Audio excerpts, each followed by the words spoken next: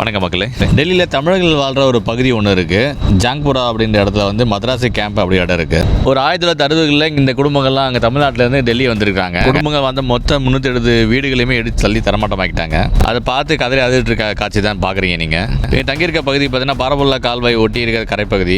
மழை பெரும் வெள்ளம் அப்படிலாம் வருதுன்னு வச்சுக்கோங்களேன். இந்த கால்வாய் வழியாக தான் தண்ணியெல்லாம் ட்ரைன் ஆகிட்டு அது போய்ட்டு யமுனா நதியில் கலந்துரும். இந்த வீடுகள்லாம் அங்கே இருக்கிறதால அங்கே தண்ணி போய்ட்டு கால்வாயில் கலக்க மாட்டேது. அதனால் டெல்லிக்குள்ளே வெள்ளம் வருது அப்படின்னு சொல்கிறாங்க. இதுதான் ஒரு ரீசனாக சொல்லிட்டு இருக்காங்க. இது இப்போ இல்லை, ரொம்ப நாளாக போயிட்டுருக்கு.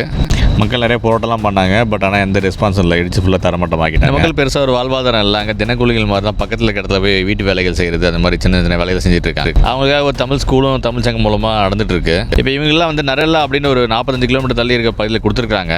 எல்லா குடும்பத்துக்கு போனால் இல்லை, அதில் 150 குடும்பத்துக்கு வந்து இல்லைன்னு சொல்லிட்டாங்க, வீடு இல்லைன்ட்டாங்க. அவங்க எலிஜிபிள் இல்லை அப்படின்னு சொல்லிட்டாங்க. அவங்களோட ரேஷன் கார்டு, ஆதார் கார்டு எல்லாமே இருக்குது. பட் ஆனால் அவங்க எலிஜிபிள் இல்லைன்னு சொல்லிட்டு அவங்க கேன்சல் பண்ணிட்டாங்க. தமிழ்நாடு அரசு இப்போ நீங்கள் தமிழ்நாட்டுக்கு திரும்பி வாங்க, உங்களுக்கு நாங்கள் உதவி பண்ணுறோம் அப்படின்னு சொல்கிறாங்க.